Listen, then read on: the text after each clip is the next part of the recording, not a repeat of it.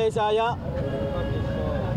ఈ లోకాలన్నింటినీ కాపాడే ఆ కలియుగ దైవము వెంకటేశ్వర స్వామికి జరిగే కైంకర్యాలలో స్వామికి ప్రసాదించే, స్వామికి నైవేద్యం చేసే ప్రసాదాలలో స్వామివారి భక్తులకు ఎంతో పవిత్రంగా పంపిణీ చేసే లడ్డు ప్రసాదంలో నాణ్యత లోపించి కల్తీలు చేసి నిషేధిత వస్తువులు ఉన్న నెయ్యిని స్వామివారి ప్రసాదానికి, లడ్డు ప్రసాదానికి వాడారని తెలిసిన తర్వాత కూడా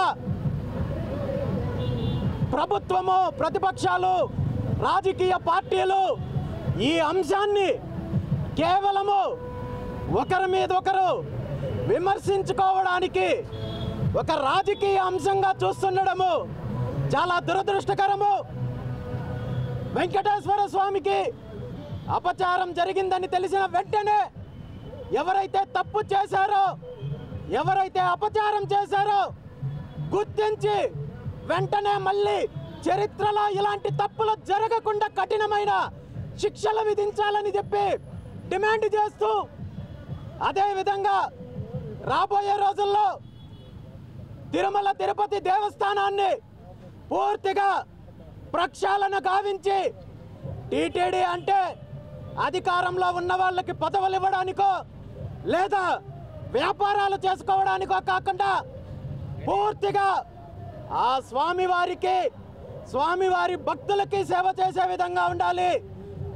ధర్మ ప్రచారాన్ని, ధార్మిక ప్రచారాన్ని, హైందవ ధర్మాన్ని ప్రపంచానికి చాటి చెప్పే విధంగా ఉండాలి తప్ప స్వామివారి మీద, దేవస్థానాల మీద పెత్తనం చలాయించాలంటే రాబోయే రోజుల్లో హైందవ సమాజము గట్టిగా బుద్ధి చెప్తుందని చెప్పి సందర్భంగా హెచ్చరిస్తూ, తిరుమల తిరుపతి దేవస్థానంలో పూర్తిగా ప్రక్షాళన జరగాలని, ముఖ్యంగా స్వామివారికి నైవేద్యం చేసే ప్రసాదాలు కానీ, భక్తులకు పంపిణీ చేసే లడ్డూల్లో కానీ వాడే నెయ్యిని టీటీడీ ఆధ్వర్యంలో సొంతంగా డైరీ ఏర్పాటు చేసి ఆ డైరీ ద్వారానే నెయ్యి సమకూర్చుకోవాల్సిన బాధ్యతను గుర్తు చేస్తూ, 3 రోజుల క్రితం పుంగనూరు నుండి మొదలైన తిరుమల పరిరక్షణ పాదయాత్ర ఈరోజు శ్రీనివాస మంగాపురం నుండి బయలుదేరి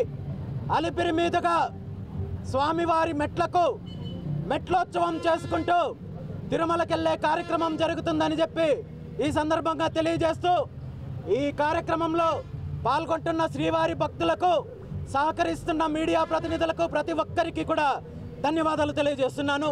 ఓం నమో వెంకటేశాయ. చాలా దుర్మార్గమైన చర్య.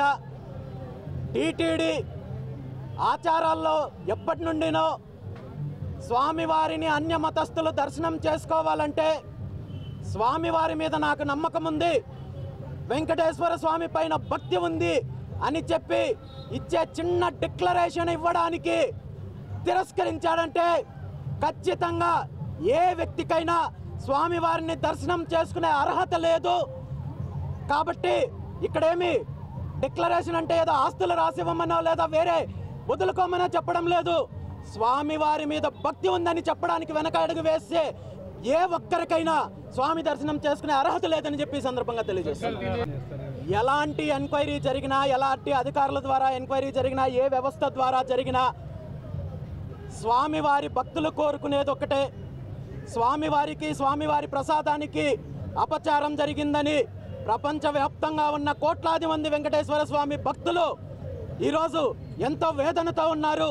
దీనికి కారణమైన వాళ్ళని వెంటనే గుర్తించి చర్యలు తీసుకోవాల్సిన బాధ్యత ప్రభుత్వం పైన ఉంది, ప్రభుత్వం ఏర్పాటు చేసిన సిట్ అధికారుల పైన ఉంది.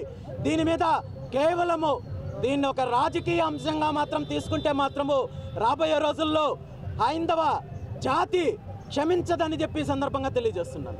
డిమాండ్లో కూడా ఇదే. ఎప్పుడైతే టీటీడీ నెయ్యి విషయంలో టెండర్లు ప్రకటిస్తోందో, ఆ అలవాటు ఎప్పటి నుండి అయితే మొదలైందో వ్యాపారం చేసుకోవడానికి టీటీడీనే అవకాశం కల్పించినట్టు అవుతోంది. కాబట్టి తప్పు చేసిన వాళ్ళను శిక్షించడంతో పాటు ఆ తప్పు ఫ్యూచర్లో జరగకుండా చూసుకోవాలంటే ఖచ్చితంగా టీటీడీ కూడా ఈ వ్యాపార ధోరణి విడనాడి ఖచ్చితంగా సొంతంగా డైరీ ఏర్పాటు చేసుకోవాలి. ఎందుకంటే టీటీడీ ఆధ్వర్యంలో ప్రతి సంవత్సరము 100 కోట్లు ధార్మిక ప్రచారం పేరు మీద 100 కోట్ల భక్తుల ద్వారా వచ్చే కానుకల ద్వారా కావచ్చు, స్వామివారికి వచ్చే ఆదాయాన్ని ఖర్చు పెడుతున్నప్పుడు గోశాలలు ఏర్పాటు చేసి దాని ద్వారా డైరీ ఏర్పాటు చేసి గో సంపదను పెంపొందిస్తే అంతకంటే ధార్మిక ప్రచారం ఇంకొకటి ఉండదు. కాబట్టి ఖచ్చితంగా ఈ విషయంలో ప్రభుత్వము టీటీడీ వెంటనే నిర్ణయం తీసుకోవాలని చెప్పి డిమాండ్ చేస్తున్నాం.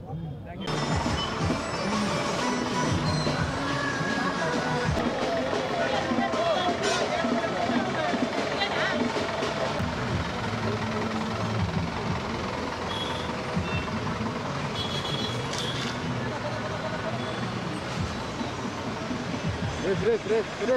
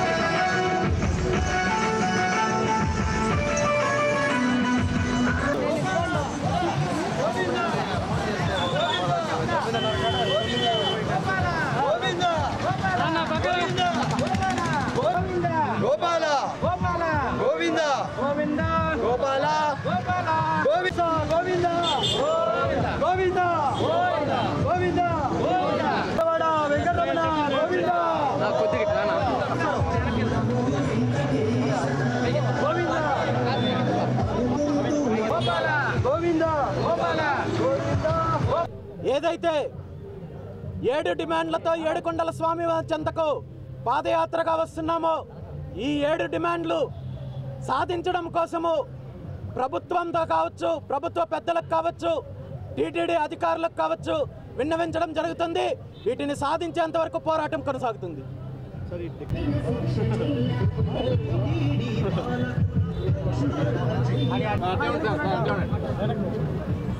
వచ్చేయండి సార్.